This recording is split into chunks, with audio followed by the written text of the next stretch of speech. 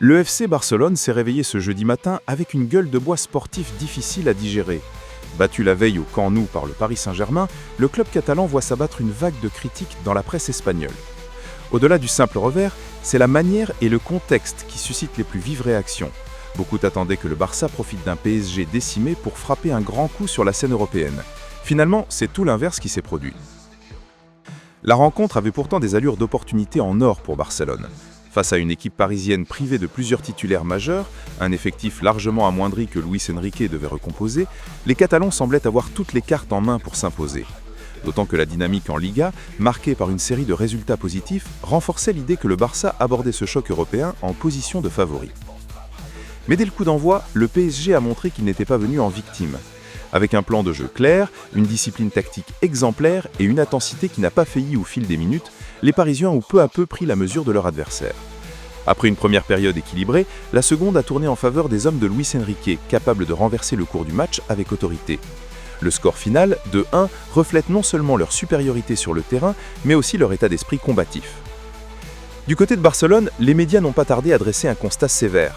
Mundo Deportivo, généralement favorable au club blaugrana, n'a pas cherché à minimiser la défaite. Le quotidien parle d'un Barça sans antidote pour une nouvelle leçon de football du champion. Dans ces colonnes, on peut également lire que l'équipe a perdu le ballon et le match sans que personne ne puisse contester que ce soit mérité. Des propos qui soulignent l'impression de déséquilibre. Paris, même amoindri, a semblé appartenir à une autre dimension en termes de maîtrise et de constance. Toujours selon Mundo Deportivo, le constat est clair.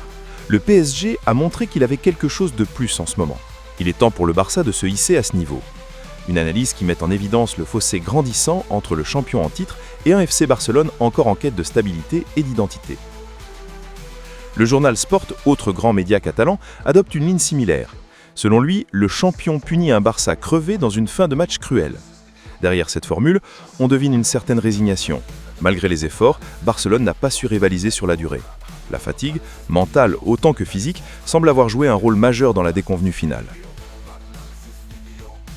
Si en Catalogne le ton est empreint de lucidité et de déception, ailleurs en Espagne, et notamment dans la capitale, le discours est tout autre. La presse madrilène ne cache pas sa satisfaction de voir l'éternel rival trébucher. Marca résume ainsi la situation. C'était une défaite inattendue. Barcelone voulait frapper du poing sur la table avec une victoire contre les champions européens. La bonne dynamique en Liga alimentait cet espoir. Mais la réalité de la Ligue des Champions est cruelle. Ce mercredi, Barcelone s'est effondré.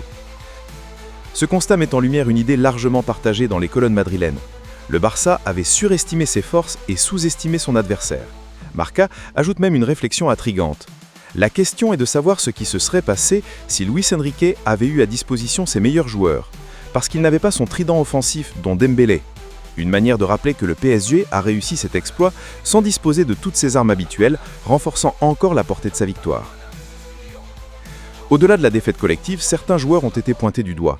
Le cas de Lamine Yamal cristallise particulièrement les critiques.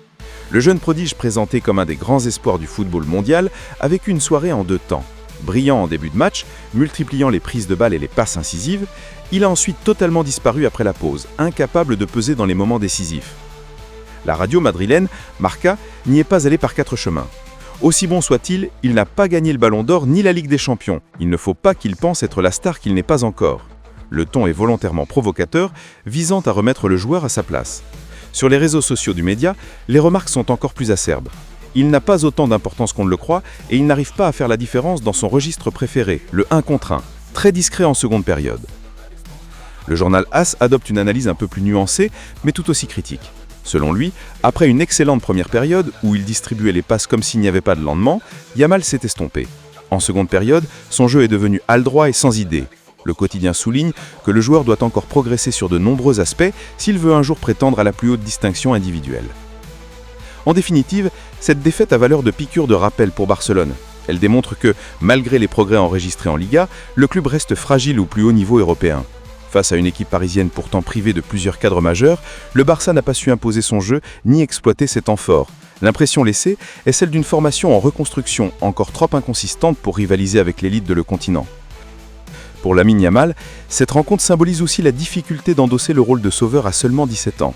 Le jeune ailier possède un talent indéniable, mais les attentes autour de lui sont peut-être trop élevées à ce stade de sa carrière. En définitive, la presse espagnole, qu'elle soit catalane ou madrilène, converge sur un point. Le PSG a donné une leçon de réalisme et de maîtrise, et le Barça doit impérativement élever son niveau s'il veut redevenir un prétendant crédible au sacre européen.